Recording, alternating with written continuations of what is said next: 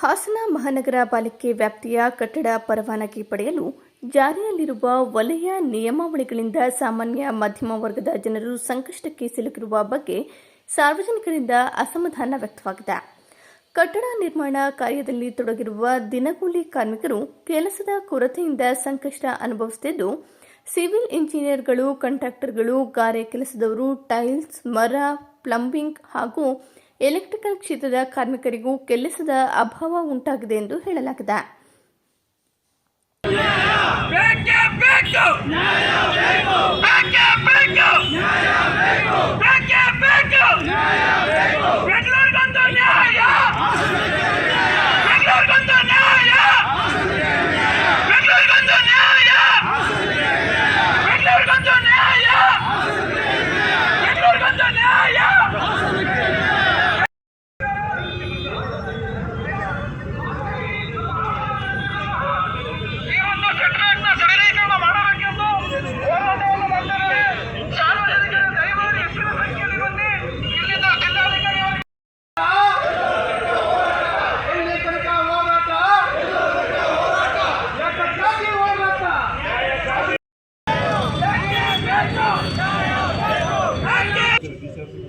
ಇವತ್ತಿನ ದಿನ ಏನು ಪ್ರತಿಭಟನೆ ಮಾಡ್ತಾ ಇದ್ದೀವಿ, ಅದು ಬಹುತೇಕ ಹಾಸನದ ನಗರದಲ್ಲಿರ್ತಕ್ಕಂಥವ್ರಿಗೆ ಎಲ್ಲರಿಗೂ ಗೊತ್ತಿರೋ ವಿಚಾರ. ಕಟ್ಟಡ ಕಟ್ಟೋದಕ್ಕೆ ಇರ್ತಕ್ಕಂಥ ನಿಯಮನ ಸೆಪ್ಟೆಂಬರ್ ತಿಂಗಳಲ್ಲಿ ಸರ್ಕಾರದವರು ಬದಲಾವಣೆ ಮಾಡಿದ್ದಾರೆ. ಈ ಬದಲಾವಣೆಗೆ ಅನುಗುಣವಾಗಿ ಮನೆ ಕಟ್ಟೋದಕ್ಕೆ ಸಣ್ಣ ಪುಟ್ಟ ಸೈಟ್ ಇರೋವಂಥವ್ರಿಗೆ ಮನೆ ಕಟ್ಟೋದಕ್ಕೆ ಭಾಳ ಅನಾನುಕೂಲ ಆಗಿದೆ. ಸೊ ಇದನ್ನು ನಾವೇನು ಅಂದ್ಕೊಂಡು ರಾಜ್ಯವ್ಯಾಪ್ತಿ ಈ ನಿಯಮ ಮಾಡಿದ್ದಾರೆ. ಹಾಗಾಗಿ ಎಲ್ಲರೂ ಇದ್ರ ಬಗ್ಗೆ ಗಮನ ಹರಿಸ್ತಾರೆ. ಅಂದರೆ ಕೆಲವು ನಾಯಕರುಗಳ ಒತ್ತಡಕ್ಕೆ ಮಾಡಿದು ಬೆಂಗಳೂರಿನ BBMPಲಿ ಏನೀಗ GBA ಆಗಿದೆ, GBA ವ್ಯಾಪ್ತಿಗೆ ಒಂದು ಸುತ್ತೋಲೆ ಹೊರಡಿಸ್ತಾರೆ. ಏನು ಈ ನಿಯಮ ಇದೆ ಅಲ್ಲಿಗೆ ಮಾತ್ರ ತುಂಬ ಸಡ್ಲೀಕರಣ ಮಾಡಿ ನಿಯಮನ ಹೊರಡಿಸ್ತಾರೆ.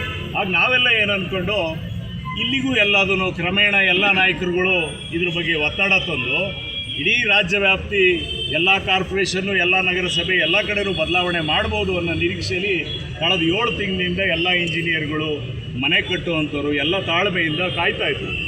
ಸೆಪ್ಟೆಂಬರ್ ತಿಂಗಳಿಂದ ಇದುವರೆಗೂ ಬೆಂಗಳೂರು GBA ಬದಲಾವಣೆ ಆಯಿತು ಬಿಟ್ಟರೆ ಇಲ್ಲಿ ಆಗಿಲ್ಲ. ನಿಮಗೆ ಸರಳವಾಗಿ ಹೇಳ್ತೀನಿ ನಾನು, ಒಂದು 30-50 ಸೈಟು ಬೆಂಗಳೂರಲ್ಲಿ ಏನು ಮನೆ ಕಟ್ತಾರೆ 1500 ಅಡಿಲಿ, ಅವರಿಗೆ 1300 ಅಡಿ ಮನೆ ಕಟ್ಟುವವರೆಗೂ ಅವಕಾಶ ಇದೆ. ನಿಮಗೆ ಅದನ್ನು ಅಡಿಯಾಗಿ ನಮ್ಮ ಸುನೀಲ್ ಅವ್ರ ಕೈಲಿ ಮತ್ತೊಂದು ಸರಿ ಹೇಳೋಕ್ಕೆ ಹೇಳ್ತೀನಿ. ಅದೇ ನೀವು ಹಾಸನದಲ್ಲಿ ಮನೆ ಕಟ್ತೀನಿ ಅಂದರೆ 9 ಚದರಕ್ಕಿಂತ ಹೆಚ್ಚಿಗೆ ನಾವು ಮನೆ ಕಟ್ಟೋಕ್ಕಾಗಲ್ಲ. ನಾನು ಆಗಲೇ ಮಾತಾಡ್ತಾ ಹೇಳಿದೆ, ನಗರಾಭಿವೃದ್ಧಿ ಪ್ರಾಧಿಕಾರದಲ್ಲೇ ನೀವೇ ಸೈಟ್ ಹಂಚಿದ್ದೀರಲ್ರಪ್ಪ, 20-30 ಸೈಟ್ ನೀವೇ ಹಂಚಿದಿರಿ. ಆ್ಯಕ್ಷನ್ ಸೈಟು ಮಾಡ್ತಲೇ ಇದ್ದೀರಿ, ಹಿಂದೆ ಕೂಡ ಹಂಚಿದಿರಿ. ಈ 20-30 ಸೈಟಲ್ಲಿ ನೀವು ಆ ಕಡೆ 3 ಕಾಲಡಿ, ಈ ಕಡೆ 3 ಕಾಲಡಿ, ಮುಂದೆ ಹಿಂದೆ ಎಲ್ಲ ಮಾಡಿಬಿಟ್ಟು ನೀವು 3 ಚದರ ಮನೆ ಕಟ್ಟಿ ಅಂತ ಹೇಳ್ತೀರಿ. ನೀವೇ ಹಂಚಿರೋ ಪ್ರಾಧಿಕಾರದಲ್ಲಿ ನೀವೇ ಇಂಜಿನಿಯರ್ಗಳು ಕೂತ್ಕೊಂಡು ಒಂದು ಎಸ್ಟಿಮೇಟ್ ಮಾಡಿ, ಒಂದು ಡ್ರಾಯಿಂಗ್ ಮಾಡಿ, ನೀವು ಕೊಡೋ ಹೈಟ್ ಆಫ್ ದಿ ಬಿಲ್ಡಿಂಗಿಗೆ, ಆ ಅಳತೆಯ ಸೈಟಿಗೆ ಎಷ್ಟು ಹೈಟಾಗಿ ಕಟ್ಟಕ್ಕೆ ನೀವು ಅವಕಾಶ ಕೊಡ್ತೀರಾ. ಅದರೊಳಗೆ ನೀವು ರೂಮ್ ಎಲ್ಲಿ ಮಾಡ್ತೀರಿ, ಹಾಲ್ ಎಲ್ಲಿ ಮಾಡ್ತೀರಿ, ಕಿಚನ್ ಎಲ್ಲಿ ಮಾಡ್ತೀರಿ, ಲಿವಿಂಗ್ ಎಲ್ಲಿ ಏರಿಯಾ ಎಲ್ಲಿ ಮಾಡ್ತೀರಿ, ದಯವಿಟ್ಟು ನೀವು ಮಾಡಿ ತೋರಿಸಿ. ಈಗ ನಾವು ಮಾಡ್ಕೊಂಡ್ರೆ ಲೇಔಟ್ ಬೇಡ್ರಪ್ಪ, ಯಾರೋ ಮಾಡಿರೋದು ಬೇಡ. ನೀವು ಪ್ರಾಧಿಕಾರದಿಂದ ಮಾಡಿರೋಂಥ ಲೇಔಟಲ್ಲಿ ಹೆಂಗೆ ಕಟ್ಟೋಣ? ಯಾಕೆ ಬಡಬಗ್ರ ಮೇಲೆ ನೀವು ಪ್ರಹಾರ ಮಾಡ್ತಾಯಿದ್ದೀರಿ? ಇವತ್ತು ನೋಡಿ, ನೋವಾಗಿರ್ತಕ್ಕಂಥ ನಿರುದ್ಯೋಗಿ ಇಂಜಿನಿಯರ್ಗಳು ಬೀದಿಗೆ ಬಂದಿದ್ದಾರೆ. ಮನೆ ಕಟ್ಟುವಂಥ ಆಸೆ ಆಕಾಂಕ್ಷೆ ಇಟ್ಕೊಂಡು ಅನೇಕ ಜನ ಲೈಸೆನ್ಸಿಗೆ ಅಪ್ಲೈ ಮಾಡಿರೋರು ಇವತ್ತು ಬೀದಿ ಮೇಲೆ ಬಂದಿದ್ದಾರೆ. ಗುತ್ತಿಗೆದಾರರು, ಕೆಲಸ ಕೂಲಿ ಕಾರ್ಮಿಕರು, ಅನೇಕರು ಇವತ್ತು ಬಂದು ಕಟ್ಟಡ ಕಾರ್ಮಿಕರು ಬಂದಿದ್ದಾರೆ. ಯಾಕೆ ಅವ್ರಿಗೆ ನೋವಲ್ವಾ? 7 ತಿಂಗಳಿಂದ ಹಾಸನದ ಕಾರ್ಪೊರೇಷನಲ್ಲಿ ಒಂದೇ ಒಂದು ಲೈಸೆನ್ಸ್ ಅಪ್ರೂವಲ್ ಆಗಿಲ್ಲ. ಹೆಂಗೆ ಕಟ್ತೀರಿ ನೀವು ಮನೆನ? ಯಾರು ಅಪ್ರೂವಲ್ ತಗೊಂಡು, ಅದು ಏನು ಹೇಳ್ತಾರೆ, ಯಾವ ಇಂಜಿನಿಯರು ನೀವು ಲೈಸೆನ್ಸಿಗೆ ಅಪ್ಲೋಡ್ ಮಾಡ್ತಾನೆ ಅದೇ engineer stage by stage upload ಮಾಡಬೇಕು. ಫೌಂಡೇಶನಿಂದ RCCಯಿಂದ ಎಲ್ಲಾರ ವೈಲೇಷನ್ ಆದರೆ ಆ ಅಪ್ಲೋಡ್ ಮಾಡೋ ಇಂಜಿನಿಯರ್ 2 ಲಕ್ಷ ರೂಪಾಯಿ ದಂಡ ಕಟ್ಟಬೇಕಂದ್ರೆ. ಅದೇನಾರ 2ನೇ ಸರಿ ಅಪ್ಲೋಡ್ ಮಾಡಿದ್ರೆ ಅವ್ನ ಲೈಸೆನ್ಸ್ನ, ಅವ್ನ ಡಿಗ್ರಿ ಸರ್ಟಿಫಿಕೇಟ್ನ ರದ್ದುಪಡಿಸ್ತೀವಿ ಅಂತೇಳಿ ಭಯ ಹುಟ್ಟಿಸ್ತೀರಾ? ಯಾವ ಇಂಜಿನಿಯರ್ ತಾನೇ ಇವತ್ತು ಲೈಸೆನ್ಸ್ ಅಪ್ಲೋಡ್ ಮಾಡ್ತಾರೆ? ನೀವು 1 ಲಕ್ಷ ಅಲ್ಲ 2 ಲಕ್ಷ ಕೊಟ್ಟರು ಯಾವ ಇಂಜಿನಿಯರ್ ಇವತ್ತು ನಿಮಗೆ ಅಪ್ಲೋಡ್ ಮಾಡೋಕ್ಕೆ, ಲೈಸೆನ್ಸಿಗೆ ಅಪ್ಲೋಡ್ ಮಾಡೋಕ್ಕೆ ಯಾವ ಇಂಜಿನಿಯರು ಮುಂದೆ ಬರ್ತಾ ಇಲ್ಲ. ಮನೆ ಕಟ್ಟಕ್ಕೂ ಯಾರೂ ಬರ್ತಾ ಇಲ್ಲ. ಏನು ಮಾಡಬೇಕು ಅಂತಿದ್ದೀರಿ ನೀವು? ಹಾಸನ ನಗರದ ಜನನ ಏನು ಮಾಡಬೇಕು ಅಂತಿದ್ದೀರಿ? ಹಾಸನ ನಗರದ ಆರ್ಥಿಕ ಪರಿಸ್ಥಿತಿ ಅಲ್ಲೋಲ ಕಲ್ಲೋಲ ಆಗಿದೆ. ಸುಮಾರು 75 ಲೈಸೆನ್ಸಿಂದ 100 ಲೈಸೆನ್ಸು ಪ್ರತಿ ತಿಂಗಳು ಹಾಸನ ನಗರಸಭೆಯಲ್ಲಿ ಅಪ್ರೂವಲ್ ಆಗ್ತಾ ಇದ್ದಂಥದ್ದು. ಇವತ್ತು ಒಂದೇ ಒಂದು ಆಗ್ತಾ ಇಲ್ಲ. ಸುಮಾರು 500 ಕೋಟಿ ರೂಪಾಯಿ ಹಾಸನದಲ್ಲಿ ಆಗೋ ಅಂತ ವ್ಯವಹಾರಗಳು ನಿಂತೋಗಿದೆ. ಇದು ಬರೀ ಕಾಂಟ್ರಾಕ್ಟ್ರಿಗೆ ಸಂಬಂಧಪಟ್ಟಿದ್ದ, ಮನೆ ಕಟ್ಟೋರಿಗೆ ಸಂಬಂಧಪಟ್ಟಿದ್ದ, ಕೂಲಿ ಕಾರ್ಮಿಕರು, ಕ್ರಷರ್ಗಳು ಹೋಗಿ ನೋಡಿ ಬನ್ನಿ, ಅನೇಕ ಕ್ರಷರ್ಗಳು ಬಾಗಿಲು ಮುಚ್ಚಿದ್ದಾರೆ. ನಗರದಲ್ಲಿರೋ ಅನೇಕ ಸಿಮೆಂಟ್ ಅಂಗಡಿ, ಕಬ್ಬಣದ ಅಂಗಡಿ ಬಾಗಿಲು ಹಾಕಿದ್ದಾರೆ. ಇವತ್ತು ಕೆಲವರು ಒತ್ತಕರು ನಮ್ಗೆ ಏನೋ ವ್ಯಾಪಾರ ಆಗ್ತಾ ಇದೆ ಅಂತ ತಿಳ್ಕೊಂಡಿದ್ದೀರಿ, ಸುಳ್ಳು.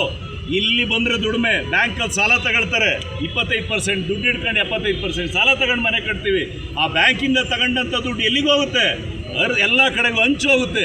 ಒಂದು ಹೋಟ್ಲ್ ಇರ್ಬೋದು, ಬಟ್ಟೆ ಅಂಗಡಿ ಇರ್ಬೋದು, ಆ ಕೂಲಿ ಕಾರ್ಮಿಕರಿಗೆ ಸಿಕ್ಕಂಥ ದುಡ್ಡು ತಗೊಂಡೋಗಿ ಎಲ್ಲ ಮನೇಲಿ ಇಟ್ಕೊಳ್ಳಲ್ಲ, ಎಲ್ಲ ಇಡೀ ನಗರ ಹಂಚೋಗುತ್ತೆ. ಹಾಸನ ನಗರಕ್ಕೆ ಸರ್ಕಾರದಿಂದ ಯಾವುದೇ ಅಭಿವೃದ್ಧಿ ಆಯ್ತಾ ಇಲ್ಲ, ಯಾವ ಡೆವಲಪ್ಮೆಂಟ್ ಇಲ್ಲ, ಎಲ್ಲ ಕ್ಷೇತ್ರದ ಮೇಲೂ ಹೊಡ್ತಾ ಬೀಳುತ್ತೆ. ಇವತ್ತೇನೋ ಅನ್ಕೊಂಡಿರ್ಬೋದು ಬರೀ ಇಷ್ಟೇ ಜನ ಬಂದಿರೋದು ಅಂತ. ಮುಂದೊಂದು ದಿನ ನಾನು ಹೇಳ್ತೀನಿ, ನಾವೆಲ್ಲ ಇಂಜಿನಿಯರ್ಗಳು, ನಾವು ಮಾಡೋ ಅಂಥ ವ್ಯಾಪಾರ ಮಾಡೋ ಅಂಥ ಪ್ರತಿಯೊಬ್ಬರು ಅಂಗಡಿಯವ್ರನ್ನು ಇದೇನರ ಬದಲಾವಣೆ ಆಗಲಿಲ್ಲ ಅಂದರೆ ಪ್ರತಿಯೊಬ್ಬರನ್ನು ಬೀದಿ ಮೇಲೆ ಇಳಿಸ್ಬೇಕಾಗುತ್ತೆ. ತುಂಬ ಕಷ್ಟ ಇದೆ ಮುಂದಿನ ದಿನಗಳು. ಇದ್ಯಾರೋ ಗುತ್ತಿಗೆದಾರಂಗೋ ಇಂಜಿನಿಯರ್ಗೂ ಸಂಬಂಧಪಟ್ಟಿದ್ದ ವಿಷಯ ಅಲ್ಲ. ದಯವಿಟ್ಟು ನಿಮಗೆ ಕೈ ಮುಗಿದು ಕೇಳ್ತೀವಿ, ನೀವು ಬೆಂಗಳೂರಲ್ಲಿ ಮಾಡೋ ಅಂಥ ನಿಯಮನ ಹಾಸನದಲ್ಲೂ ಮಾಡಿ ಸ್ವಾಮಿ. ಹಾಸನದವರು ಜಾಸ್ತಿ ಗಾಳಿ ಬೆಳಕು ತಗೊಳ್ಳಿ, ಬೆಂಗಳೂರವ್ರಿಗೆ ಕಮ್ಮಿ ಸೆಟ್ ಬ್ಯಾಕ್ ಇದ್ದು ಗಾಳಿ ಬೆಳಕು ಕಮ್ಮಿ ಸಾಕು ಅಂತಾನ? ಯಾವ ನಿಯಮ ನಿಮ್ಮದು? ZR ಅಂತ ಝೋನಲ್ ರೆಗ್ಯುಲೇಷನ್ ಮಾಡಿದ್ಮೇಲೆ there should be equal to all the districts. ನೀವು ಹಾಸನ ಇರಲಿ, ಬೆಂಗಳೂರು ಇರಲಿ, ಎಲ್ಲ ಒಂದು ನಿಯಮ ಮಾಡಿ. ಯಾತಕ್ಕೆ ಈ ಥರ ಅನ್ಯಾಯ ಮಾಡ್ತಾ ಇದ್ದೀರಿ? 7 ತಿಂಗಳಿಂದ ಪಾಪ ಬಡವ್ರು ಮನೆ ಕಟ್ಕೊಳ್ಳೋದು ಬೇಡವಾ ಇಲ್ಲಿ? ನೀವು ಹೇಳ್ತಾರೆ, ಈಗ ನೀವೇನಾರ ವೈಲೇಷನ್ ಮಾಡಿ ಕಟ್ಟಿದ್ರೆ ಓಸಿ ಕೊಡಲ್ಲ. ಮೊದಲೆಲ್ಲ ಹೆಂಗೆ ಅಂದರೆ ಲೈಸೆನ್ಸ್ ಕೊಟ್ಬಿಡ್ತಿದ್ರು, ಈಗ ಆಗಲ್ಲ. ನೀವು ಕಂಪ್ಲೀಟ್ ಆದಮೇಲೆ ನೀವು ಕೊಟ್ಟಿರೋ ಡ್ರಾಯಿಂಗ್ ಪ್ರಕಾರ ಕಟ್ಟಿಲ್ಲ ಅಂದರೆ ಕಾರ್ಪೊರೇಷನಿಂದ ಓಸಿ ಇಶ್ಯೂ ಮಾಡಲ್ಲ. ಓಸಿ ಕೊಡಲಿಲ್ಲ ಅಂದರೆ ನಿಮಗೆ ಎಲೆಕ್ಟ್ರಿಸಿಟಿ ಸಿಗಲ್ಲ. ಏನು ಮಾಡಬೇಕು ಅವನಾಗ? ಏನು ಮಾಡ್ಬೋದು? ಲೋನ್ ಶುರು ಮಾಡೋಕ್ಕೆ ಕೊಡಲ್ಲ. ಈಗ ಆ ಸ್ಥಿತಿ ಬಂದೋಗಿದೆ. ದಯವಿಟ್ಟು ಅನ್ಯಾಯ ಮಾಡಬೇಡಿ. ಇದಕ್ಕೆ ಸಂಬಂಧಪಟ್ಟದ ಯಾರೇ ಅಧಿಕಾರಿಗಳಿರಲಿ, ಯಾರೇ ರಾಜಕಾರಣಿ ಆಗಲಿ, ಪಕ್ಷಾತೀತವಾಗಿ ಎಲ್ಲ ಜನಸಾಮಾನ್ಯರ ಬಗ್ಗೆ ಯೋಚನೆ ಮಾಡಿ ಇದಕ್ಕೊಂದು ಬದಲಾವಣೆ ಮಾಡಬೇಕಾಗುತ್ತೆ. ಇಲ್ಲಾಂದ್ರೆ ನಾವೆಲ್ಲ ಕೂತ್ಕೊಂಡು ಚರ್ಚೆ ಮಾಡ್ತೀವಿ, ದಿನಾಂಕ ನಿಗದಿ ಮಾಡ್ತೀವಿ, ಮುಂದೆ ಹೋರಾಟ ನಿಮ್ಮ ನಿರೀಕ್ಷೆನೇ ಇರಲ್ಲ. ಆ ಮಟ್ಟದ ಹೋರಾಟ ಹಾಸನ ನಗರದಲ್ಲಿ ಆಗುತ್ತೆ.